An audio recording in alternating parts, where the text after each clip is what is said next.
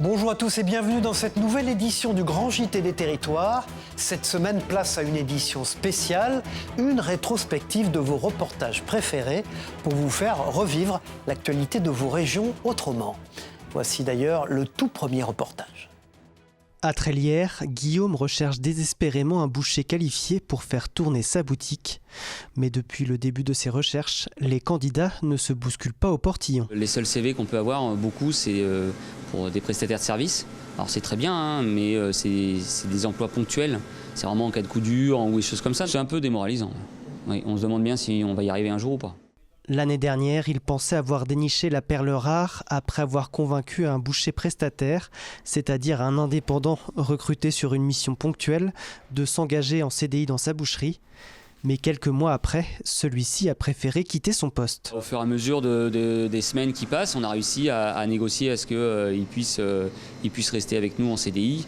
Donc il est resté avec nous presque un an et puis il y a son envie de prestataire de service qui est revenu, d'aller un peu partout. Salaire avoisinant les 30 à 35 € de l'heure, possibilité de choisir ses missions et ses jours de travail. Être indépendant et faire de la prestation de service peut être plus alléchant qu'un poste en CDI.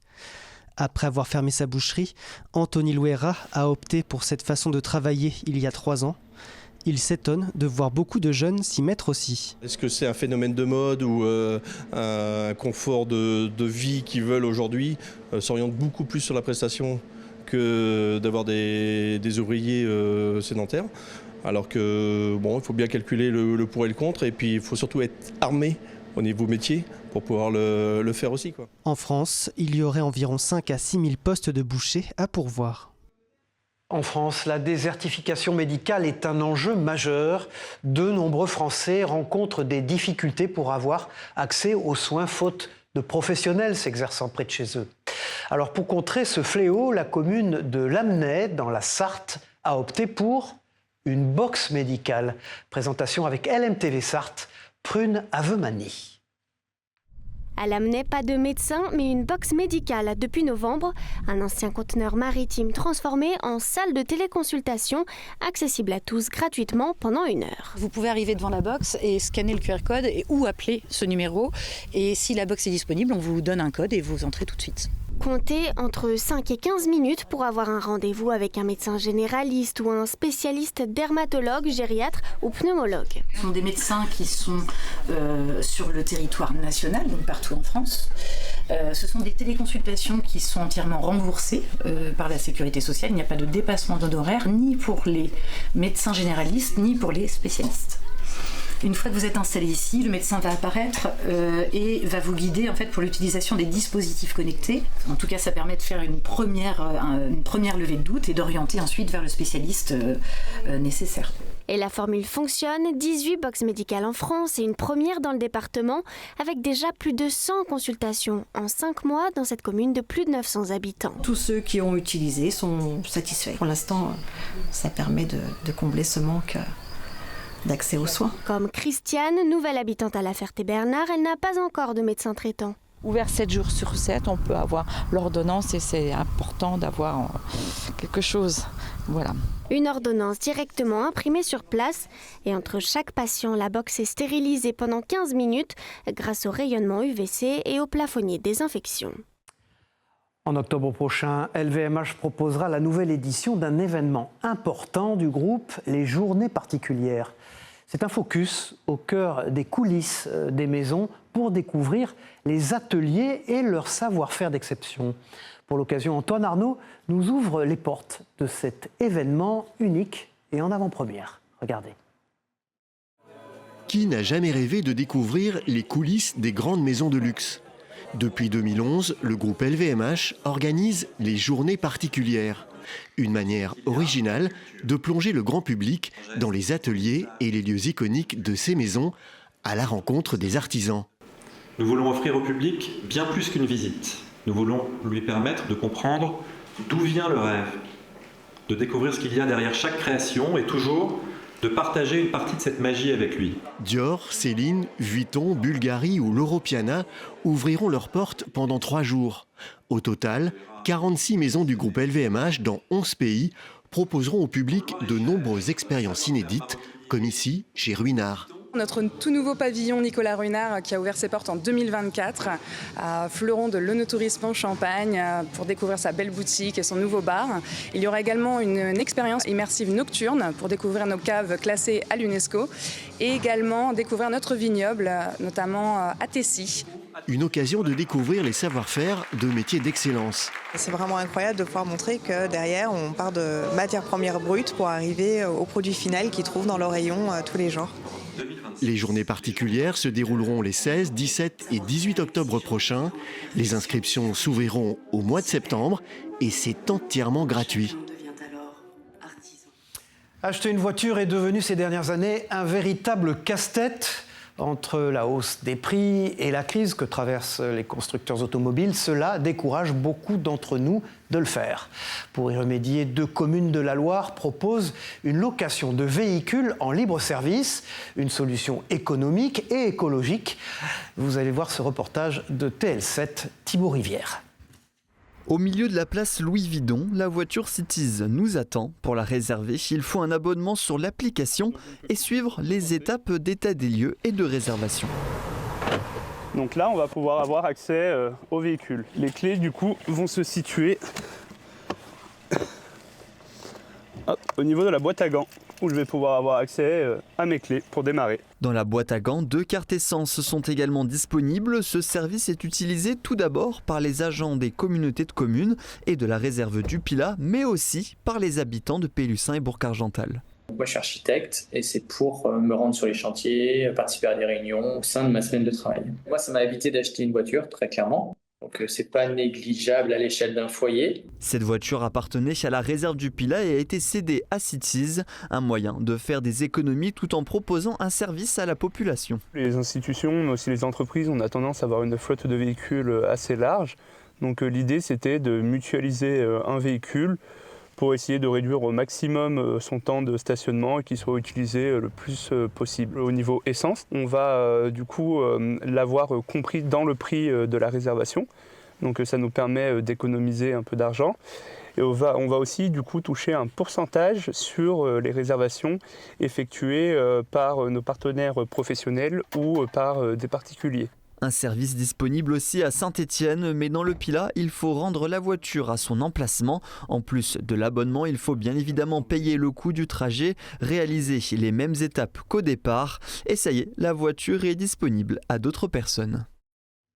Voici maintenant un engin unique au monde. À Reims, des scientifiques ont utilisé un capteur quantique pour découvrir ce qu'il se cache sous la surface de notre Terre. Une machine tout à fait exceptionnelle que nous présente ce scientifique au micro de l'Union, le quotidien du groupe Rossel, Aurélie Bossard.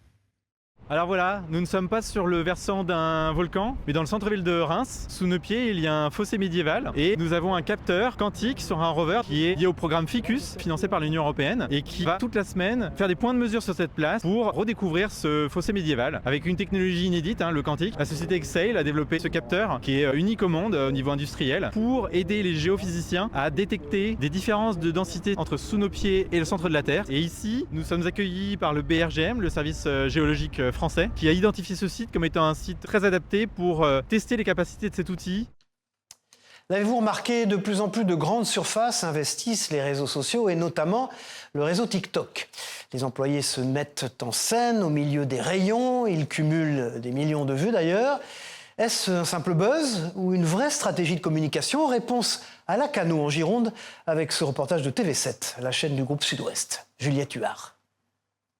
Devant l'objectif, Emma et Mariana jouent les stars au milieu des rayons et des clients. On en a fait une, on a adoré, donc en fait on a continué. Et on aime bien s'amuser, on travaille toujours dans la bonne humeur, du coup pourquoi pas, maintenant on adore. Forts de leur humour, les employés se sont mis en scène sur le réseau social TikTok. On fait des plans dans les rayons pour justement faire un truc drôle et que les filles soient un peu en manque de téléphone et que du coup elles swipent sur des produits alors que c'est pas leur téléphone. Poster des contenus humoristiques sur ce réseau social est une idée récente d'Elias. Elle fait notamment écho au succès de Léonie, jeune caissière d'un supermarché en Mayenne, qui participe à des challenges sur TikTok et cumule plusieurs millions de vues. En dévoilant les coulisses du supermarché, le directeur espère créer davantage de proximité avec les clients. Un supermarché, c'est pas juste des rayons, des produits, des prix. C'est aussi des femmes et des hommes qui le composent. Être présent sur TikTok, c'est rester un peu plus chez les gens et leur montrer notre magasin autrement. En Gironde, d'autres supermarchés investissent le réseau social, comme celui de Fargues-Saint-Hilaire. Au cœur du Maroni, en Guyane, la Romerie Saint-Maurice est installée depuis plus de 100 ans. Les spiritueux de la maison sont devenus de véritables emblèmes des Antilles. Et je vous emmène donc au cœur de cette institution qui vient d'inaugurer un parcours touristique unique au monde en pirogue. Des images exceptionnelles proposées par la chronique du Maroni, nos partenaires. Une balade en pirogue pour s'imprégner de la culture de l'Ouest guyanais. C'est la nouvelle idée de la Romerie Saint-Maurice installée à Saint-Laurent-du-Maroni depuis 1917. Nous allons inaugurer un circuit touristique avec un accès à la Romerie en pirogue. Je crois que c'est unique au monde et donc à Saint-Laurent-du-Maroni nous avons beaucoup de choses uniques, mais maintenant nous avons une chose en plus, c'est la seule Romerie au monde qui se visite en pirogue. Racheté Ernest Prévost il y a 2 ans et demi par le groupe GBH de la famille Alliot, déjà propriétaire des Romeries martiniquaises Clément et JM, l'unique Romerie de Guyane innove et le fait savoir. L'occasion aussi pour la distillerie Saint-Maurice de recevoir des mains de l'État une distinction, le label entreprise du patrimoine vivant. C'est un club très fermé de 1000 entreprises françaises, dans lequel il y a déjà une entreprise guyanaise, Tige Verte, qui fait de la coutellerie.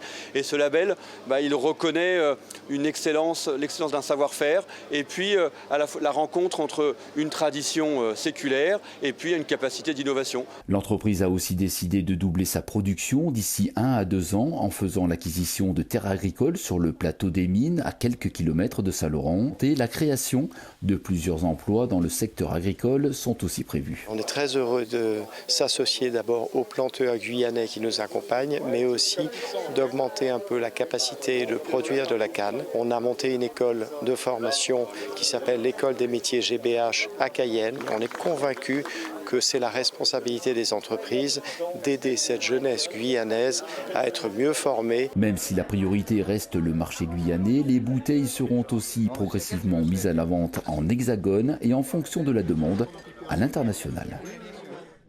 Et puis dans le chapitre des goûts qui changent, tout à fait autre chose, la consommation des sauces piquantes explose ces dernières années. Nous vous emmenons d'ailleurs au cœur de la maison Martin dans les Yvelines qui s'est spécialisée dans la fabrication de sauces piquantes aux différentes saveurs. Vous allez le voir, accrochez-vous, ça risque de piquer un peu. Reportage de TV78, Grégory Canal. Je me suis rendu compte en fait que ce fruit merveilleux, mais vraiment merveilleux en fait, révélait vraiment énormément de parfum en fait au-delà du brûlant.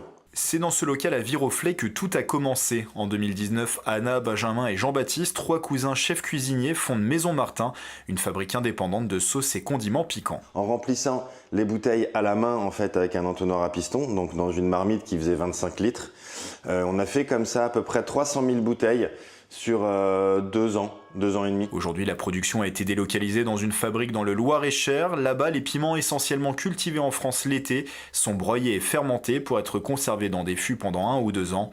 Environ 60 tonnes de piments vieillissent ainsi en cave avant d'être utilisés dans la fabrication des sauces.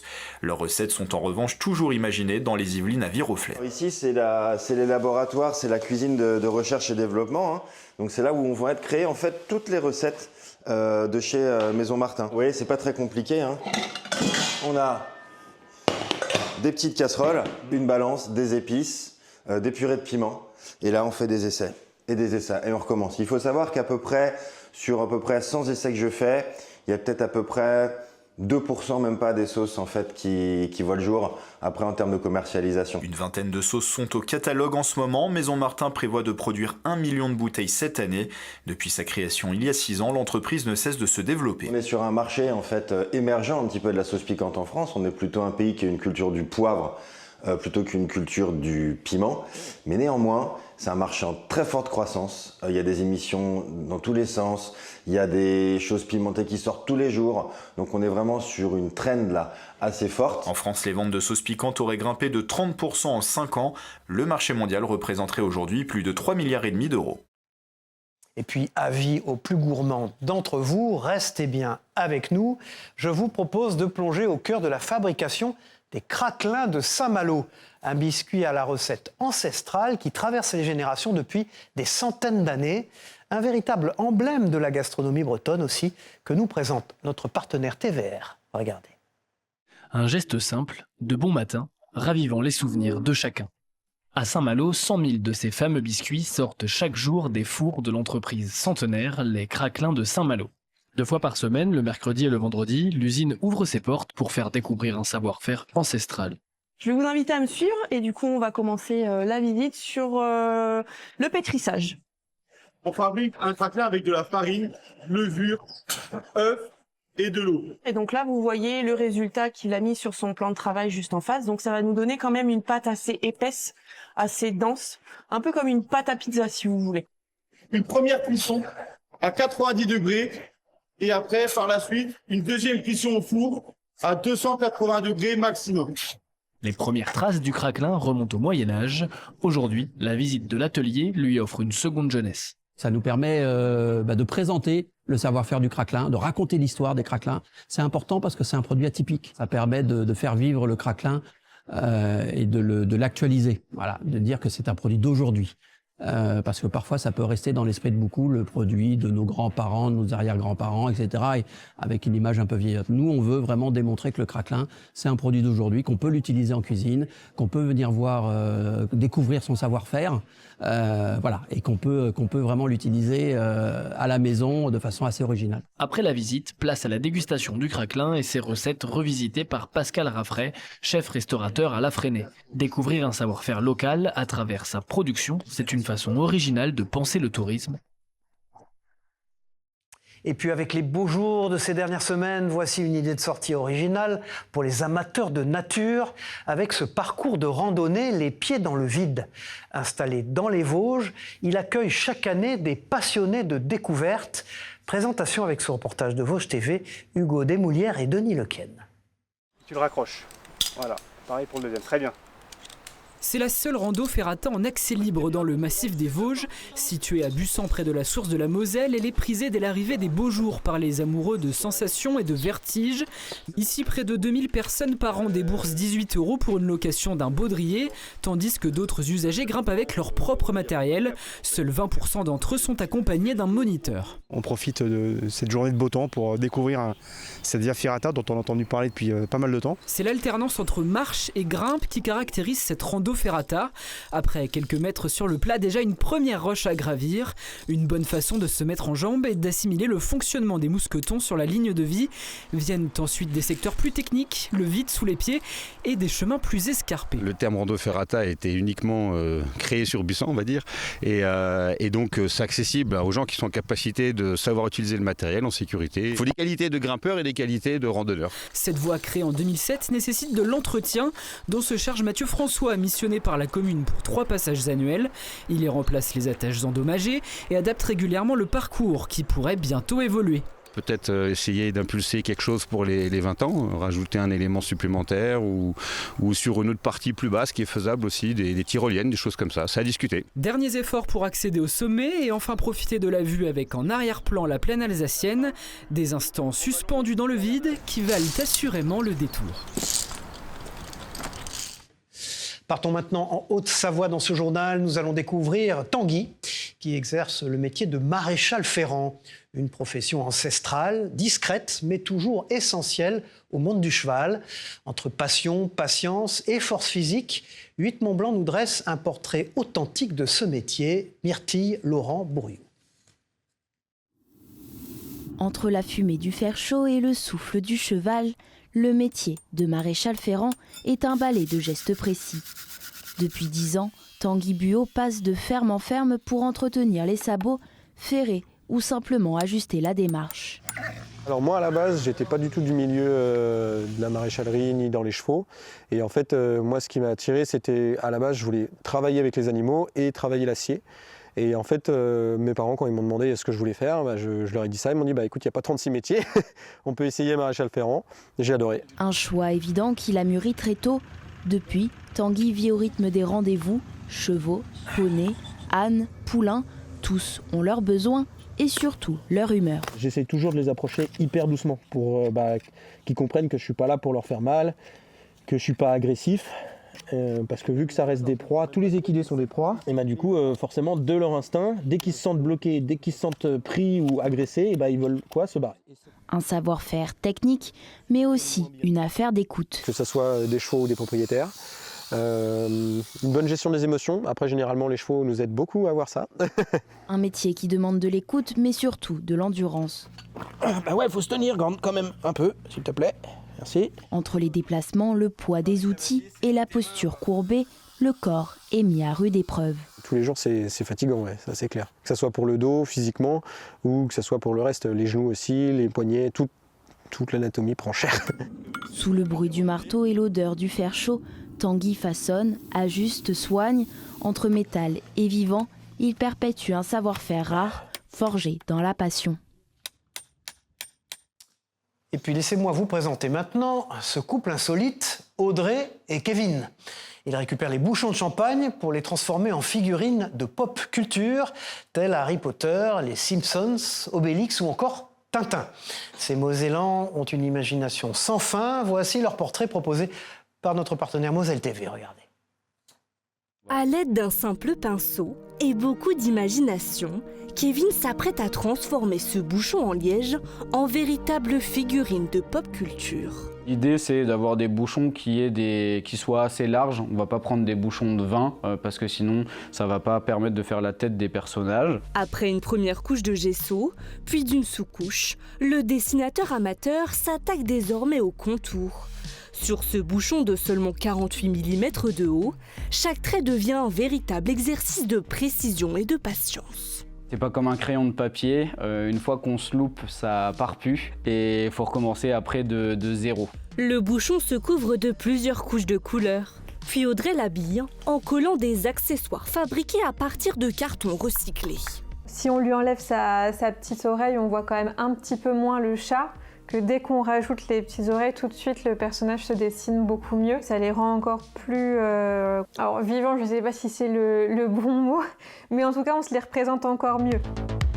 Des personnages de bande dessinée au dessin animé, en passant par l'équipe du FC Metz, en seulement 6 ans. Voilà, moi c'est un de mes préférés parce qu'effectivement je trouve qu'il est super bien réalisé.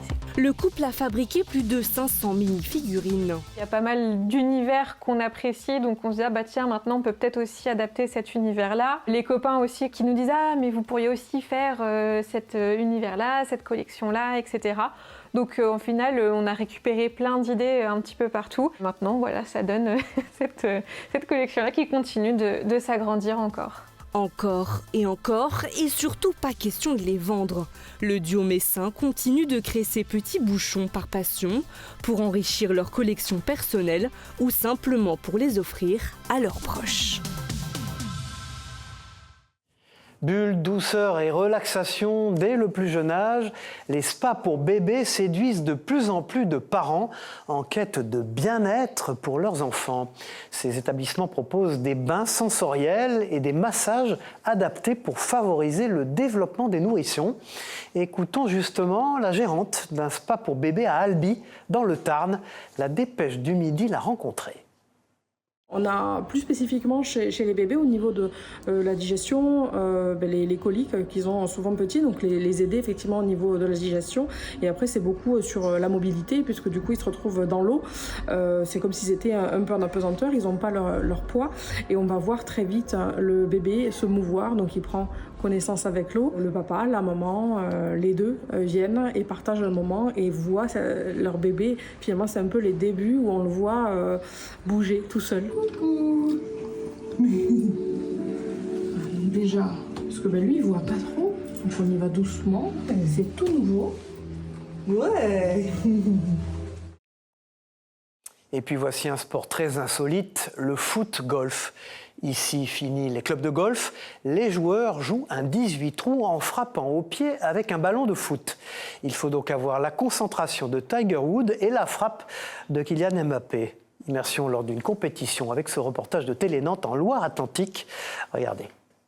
Le foot-golf, ça demande à la fois de la résilience, parce qu'un parcours de golf peut être long et usant, surtout mentalement, de la puissance, bien évidemment, mais aussi de la précision, qui associe à la fois les règles du golf, l'environnement du golf, à savoir le parcours, mais aussi donc le ballon. Le foot golf finalement épouse une grande majorité des règles que les golfeurs connaissent, à savoir un parcours en 18 trous, avec des trous qui se jouent généralement en 3, 4 ou 5 coups. Très naturellement, on a été en contact avec le golf de Savenay qui nous a réservé un très bon accueil. Et progressivement, on a développé le projet. D'abord un parcours 9 trous ici, et puis aujourd'hui un parcours 18 trous. Je suis joueur de foot golf depuis 2021. Et là, je joue sur la deuxième étape du championnat de France à Savenay. L'adversaire, c'est soi-même. C'est clairement soi-même parce que on peut s'en prendre qu'à nous en fait, quand on loupe quelque chose. C'est bien de tirer fort, mais il faut savoir tirer droit. Ou tirer dans des zones bien spécifiques pour ensuite pouvoir jouer une autre balle derrière qui est intéressante et qui ne va pas nous handicaper. J'ai le ballon qui est dans le bunker, donc là le principe c'est de jouer sans élan et de se rapprocher au plus près du drapeau. Triple champion de France, double champion du monde par équipe et ex-numéro 1 mondial 2024 de foot golf. C'est surtout la compétition qui me fait progresser. Je suis passé par la période où on va s'entraîner l'hiver sur des terrains de foot, à faire des répétitions. En fait, on fait les gammes comme au golf, des gammes de putt, des gammes d'approche, de la puissance aussi. On va continuer à faire progresser notre parcours, premièrement, et puis on ambitionne probablement dans les 2 prochaines années de se positionner pour accueillir l'Open de France, qui est la plus grande compétition nationale sur le territoire français. Merci d'avoir partagé cette rétrospective du Grand JT des territoires avec nous. À très bientôt pour une nouvelle édition. Au revoir à tous.